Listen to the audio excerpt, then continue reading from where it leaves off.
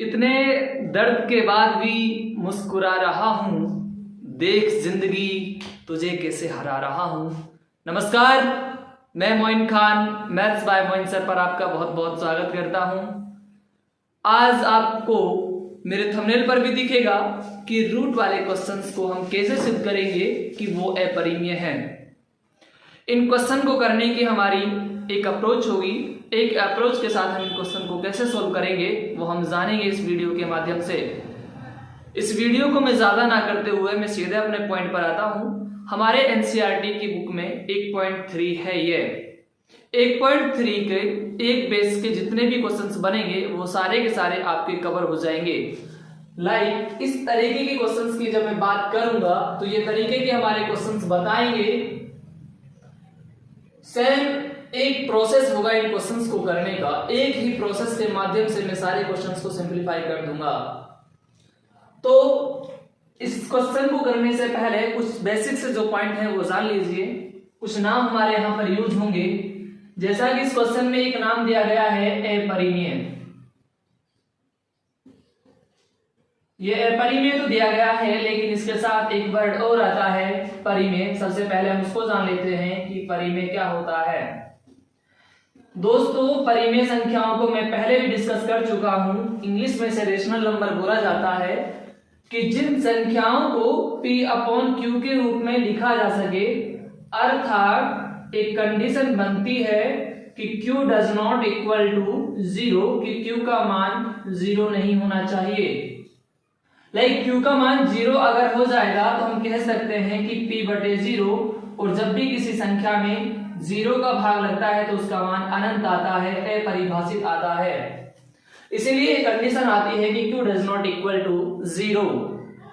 आगे अपरिमेय संख्या को हम जब जानेंगे तो हम कहेंगे कि वो संख्याएं जिन्हें P/Q के रूप में नहीं लिखा जा सकता।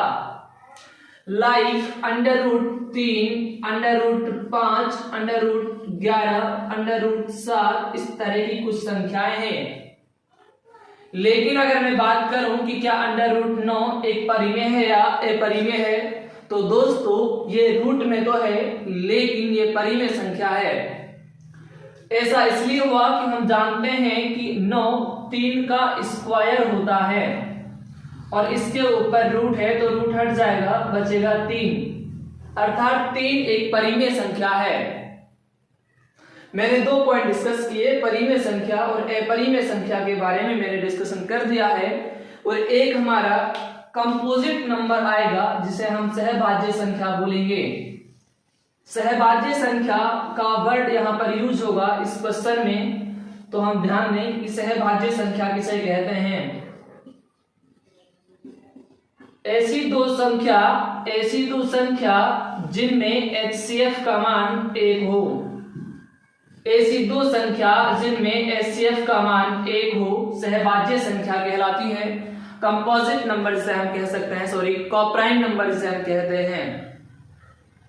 कोप्राइम नंबर होता है ये सहभाज्य संख्या, ऐसी दो संख्याएं जिनमें HCF का मान 1 हो, तो वो संख्याएं सहअभाज्य संख्याएं कहलाएंगी। और इस क्वेश्चन पर आने से पहले एक पॉइंट और है। हमारा इस चैप्टर में एक थ्योरम है 1.3। वो थ्योरम ये कहती है कि अगर कोई संख्या, जैसे लाइक मैं 5 की बात करूं, अगर 5 a स्क्वायर को विभाजित करता है तो 5 a को भी विभाजित करेगा। हमारी ये 1.3 प्रमेय कहती है कि अगर कोई नंबर या कोई संख्या 5 ऐसे मान लीजिए a स्क्वायर को विभाजित करती है तो वो a को भी विभाजित करेगी। ये प्रमेय 1.3 कहती है। अब यदि मैं बात करूं कि इस क्वेश्चन को हमारे करने की एक ही अप्रोच होगी, आपको रटने की आवश्यकता नहीं है। आप बोर्ड पर ध्यान दीजिएगा, आप ध्यान से समझिएगा इस क्वेश्चन को। मैं गारंटी देता हूं कि आपको एक बार में समझाने से आ जाएगा। और लाइक दोस्तों, जितने भी इस प्रकार के क्वेश्चन होंगे, जैसे मान लीजिए जितने भी हमारे पास इस प्रकार के क्वेश्चन होंगे, जैसे √2 हो गया, √5 हो गया, √7 हो गया, √3 हो गया, √11 हो गया, ये सारे के सारे क्वेश्चन आपको सेम प्रोसेस से प्रैक्टिस करने हैं ताकि आपकी प्रैक्टिस हो जाए। मैं एक मेथड से सारे क्वेश्चंस को सोल्व करवाऊंगा और इस तरीके के जितने भी क्वेश्चंस हैं वो सारे के सारे क्वेश्चंस सोल्व हो जाएंगे। दोस्तों इस कंडीशन में एक ही प्रकार के क्वेश्चंस आएंगे जो रूट के अंदर होंगे। रूट के बाहर कुछ भी नहीं होगा, वो क्वेश्चन इस मेथड से सोल्व हो जाएंगे। मैं इसकी ओर चलता हूं तो जब भी ऐसा क्वेश्चन हमें मिलेगा तो हमको करना सिंपल कुछ नहीं है। सबसे फर्स्ट अप्रोच हमारी होगी, क्वेश्चन को हम रीड करेंगे कि क्वेश्चन ने कहा कि सिद्ध कीजिए कि √2 एक अपरिमेय संख्या है। जब हम इसका सॉल्यूशन करेंगे तो हम कहेंगे कि ठीक है, हम कहेंगे कि माना √2 एक परिमेय संख्या है, परिमेय संख्या है। हमने क्या कहा, मैंने कहा कि सबसे पहले हमने कहा कि माना √2 एक परिमेय संख्या है। जो भी हमें क्वेश्चन दिया जाएगा हर कंडीशन में उस क्वेश्चन के हमें अपोजिट मान करके चलना है। अगर क्वेश्चन में परिमेय क्वेश्चन तो डेफिनेट है कि आपकी एनसीईआरटी में क्वेश्चन अपरिमेय करके ही पूछा जाएगा, ना कि परिमेय संख्या करके पूछा जाएगा। सबसे पहले अप्रोच होगी माना √2 एक अपरिमेय संख्या है। दोस्तों अब आप कह दोगे कि सर जो परिमेय संख्या होती है उसको हम P/Q के रूप में लिख सकते हैं। मैंने कहा कि जब ये परिमेय संख्या है कौन, √2, तो मैंने कहा √2 बराबर P/Q। क्यों P/Q ही क्यों हुआ, क्योंकि ये परिमेय संख्या हो गई। और हमारे यहां पर एक कंडीशन हो जाएगी जहां Q does not equal to 0। दूसरे पॉइंट की मैं बात करूं, अगले पॉइंट पर हमको करना क्या है, ये थोड़ा अटपटा सा नजर आ रहा है। दोस्तों जिसके अपॉन में कुछ नहीं उसके अपॉन में 1, अगर मैं इसका वज्र गुणा कर दूं तो P का मान सेपरेट हो जाएगा और Q का मान भी सेपरेट हो जाएगा। वज्र गुणा हमारा इस तरीके से होता है कि इस संख्या का इसके साथ गुणा और इस वाली संख्या का इसके साथ गुणा। अगर एक का गुणा मैं P के साथ करूंगा तो आएगा P, और यदि √2 के साथ में Q का गुणा करूंगा तो आएगा √2 और Q साथ में आएगा। एक चीज मेरी ध्यान रखना, ये स्टेप हम यहां तक पहुंच गए हैं। जब एक पक्ष में रूट हो और दूसरे पक्ष में रूट नहीं हो तो इस तरह के रूट को हटाने के लिए हमें सिंपल सा दोनों पक्षों का वर्ग करना होता है। इसमें आप लोग साइड में लिख भी दोगे, यहां पर जो ये स्टेप आई है वज्र गुणन से आई है। अब आपको सेकंड स्टेप में क्या करना है, आपको सेकंड स्टेप में दोनों पक्षों का वर्ग कर देना है। क्यों, क्योंकि हमें एक तरफ अंडर वाली संख्या नजर आई, तो हम कह देंगे कि P का स्क्वायर बराबर √2 Q का स्क्वायर। ये आपके घातांक रूल से मैं इनको सोल्व कर रहा हूं। मैं एक कॉम्पिटिटिव एग्जाम के लिए एक घातांक की क्लास लेकर के आऊंगा, आप वहां जाकर के और अच्छे से घातांक को समझ लेना। जब P का स्क्वायर करूंगा तो P स्क्वायर और इनका स्क्वायर करूंगा तो √2 का स्क्वायर तो 2 और Q का स्क्वायर हो जाएगा Q स्क्वायर। शायद मैं उम्मीद करता हूं कि यहां तक की कहानी आप लोगों को समझ में आई होगी। इसको आप दे दीजिए इक्वेशन नंबर फर्स्ट, इसको आपने दे दिया इक्वेशन नंबर फर्स्ट। मैंने कहा कि P बराबर √2Q, ये कहां से आया, वज्रगुणा करने से आया। फिर हमने दोनों पक्षों का वर्ग कर दिया, यहां पर लिख भी देना, दोनों पक्षों का वर्ग करने पर, दोनों पक्षों का वर्ग करने पर ये चीज आपने यहां तक लिख दी। अब यहां तक हम पहुंच गए हैं, इससे अगली स्टेप हमारी क्या होगी, इसको मैं मिटा रहा हूं।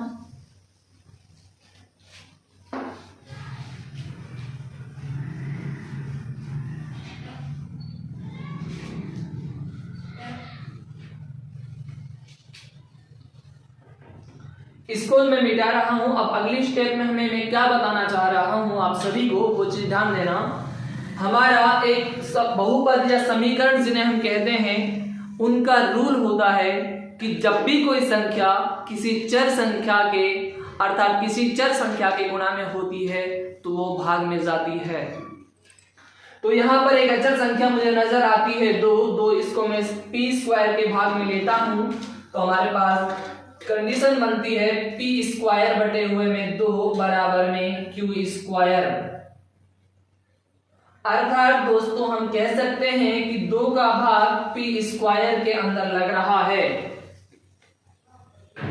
हम लोग कह सकते हैं कि 2 का भाग p स्क्वायर के अंदर लग रहा है।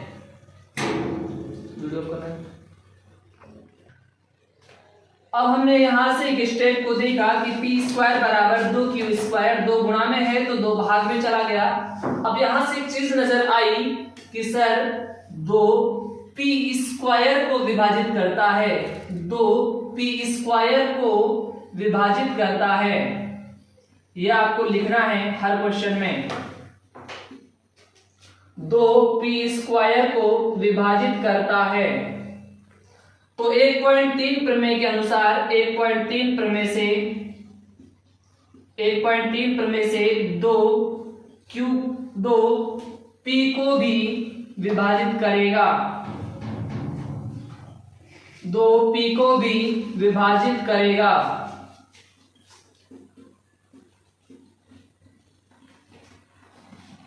यहां तक कि आपको स्टेप शायद समझ में आ गई होगी कि 2 p स्क्वायर को विभाजित करता है। लाइक हमने कहा कि 2 का भाग p स्क्वायर में जा रहा है। तो इस चैप्टर में एक प्रमेय है 1.3 प्रमेय। मैंने जब ये टॉपिक स्टार्ट किया था क्वेश्चन तो वहां पर समझाई थी। तो 2 p को भी विभाजित करेगा। यहां तक की काम करने के बाद में आपको करना क्या है, सिंपल सा आपको करना है, ध्यान दीजिएगा, आपको ये चीज ध्यान देनी है। फिर आपको कहोगे कि पुनः माना जो भी संख्या रूट में है, लाइक यहां पर तो रूट में 2 था, अगर रूट में 3 होता, अगर रूट में 5 होता, सिर्फ मान चेंज होते जाएंगे, मान क्वेश्चन ऐसे के ऐसे ही सॉल्व होगा। लाइक आप कहोगे कि पुनः माना हमें p के बराबर मानना है हर क्वेश्चन में, जो ऊपर होगा, लाइक किसी परिमेय संख्या को अगर हम a बटे b मानेंगे तो a के बराबर मानेंगे। अगर किसी परिमेय संख्या को हम r अपॉन p मानेंगे तो हम भी हम मान लीजिए r अपॉन s मान लिया तो r के बराबर मानेंगे, जो ऊपर होगा लाइक उसके बराबर मानेंगे। तो मैंने कहा कि p के बराबर जो रूट में है, रूट में लाइक यहां पर हम देखा था अभी क्वेश्चन में कि अंडर रूट 2 था, तो रूट में 2 है तो हमने उसका साथ लेना है 2 और इसके साथ कोई नया पूर्णांक लेना है। इसके साथ में कोई नया पूर्णांक मान लीजिए मैंने c ले लिया। तो हमने कहा कि पुनः माना p बराबर 2c, ये ले लिया। अगर रूट में 3 होता तो हम 3c कर देते, अगर रूट में 5 होता तो हम 5c कर देते p के बराबर में। तो हमें एक समीकरण 1 मैंने जहां पर दिया था वहां पर आपको एक चीज नजर आई होगी कि p का मान, p स्क्वायर का मान 2q के बराबर है। तो मैं यहां से कह दूं मुझे p स्क्वायर का मान चाहिए दोनों पक्षों का वर्ग करने पर, दोनों पक्षों का वर्ग करने पर। जब दोनों पक्षों का वर्ग करेंगे तो p का स्क्वायर बराबर 2 का स्क्वायर 4 और c का स्क्वायर c स्क्वायर हो जाएगा। अर्थात p स्क्वायर बराबर 4c स्क्वायर, दोनों पक्षों का हमने वर्ग किया तो 2 का स्क्वायर 4, c का स्क्वायर c स्क्वायर, p का स्क्वायर p स्क्वायर। लाइक दोस्तों यहाँ पर भी वही कंडीशन बनकर आती है कि जब गुणा में होता है वो भाग में जाता है, लेकिन यहां से हमारे पास में p स्क्वायर का मान आया है। अब हम कहेंगे कि p स्क्वायर के मान को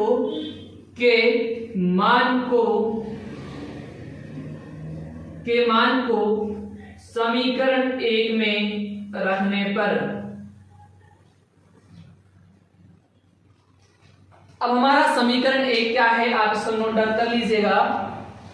हमारा समीकरण 1 क्या है, समीकरण 1 था हमारा p स्क्वायर बराबर 2q स्क्वायर। तो हम यहां से p स्क्वायर का मान हमने निकाल लिया। यहां से p स्क्वायर के मान को समीकरण 1 में रखने पर पी स्क्वायर का मान यहां से 4c² आया है, अर्थात 2q²।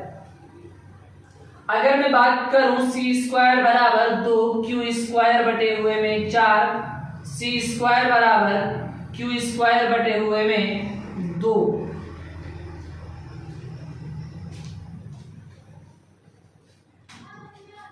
अर्थात c² बराबर q² बटे हुए में 2।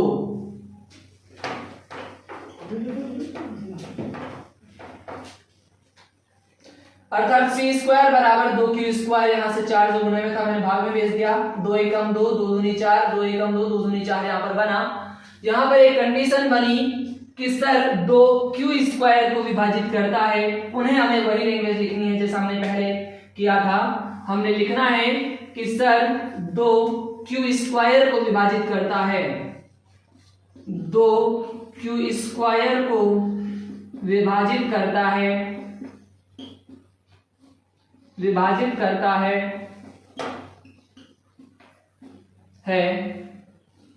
अतः प्रमेय 1.3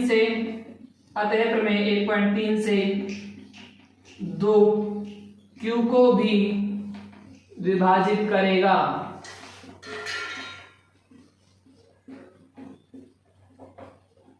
दो क्यू को भी विभाजित करेगा।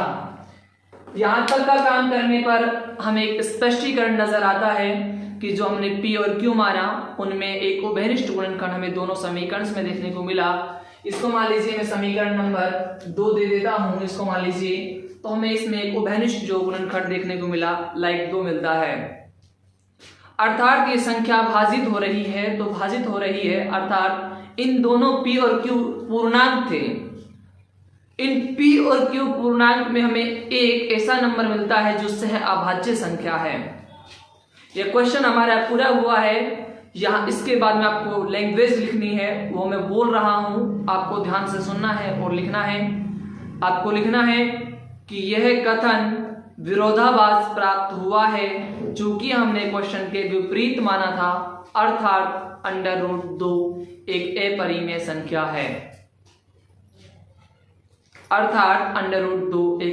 संख्या है। आप किताब में से भी इसकी लास्ट की लैंग्वेज लिख सकते हो। अगर आप किताब को फॉलो करते हो तो वहां से आप इसकी लास्ट की जो लैंग्वेज है उठाकर छाप देंगे। अगर आप इतना पूरा काम करते हो तो आपको उस क्वेश्चन में पूरे मार्क्स मिलते हैं। अगर इस चैप्टर की आप प्रीवियस वीडियो देखना चाहते हो, लाइक अभाज्य गुणनखंड से एचसीएफ ज्ञात करना, लाइक अभाज्य गुणनखंड किस तरह से किए जाते हैं, विभाजन एल्गोरिथम विधि से एचसीएफ ज्ञात करना और विभाजन प्रमेय का आपको देखनी हो तो आप प्लेलिस्ट बनी हुई है वास्तविक संख्या की, वहां जाकर, और डिस्क्रिप्शन में भी उसका लिंक दिया गया है, वहां जाकर आप देख सकते हो। कुछ शॉर्ट ट्रिक्स मेरे द्वारा दी जा रही है। मल्टीप्लाई की शॉर्ट ट्रिक्स हो गई, आज मैं बोर्ड मार्क्स पढ़ाऊंगा तो उस बोर्ड मार्क्स की शॉर्ट ट्रिक्स हो जाएंगी, वो भी आपके लिए बहुत हेल्पफुल होंगी जो आपकी कैलकुलेशन को इम्प्रूव करेंगी।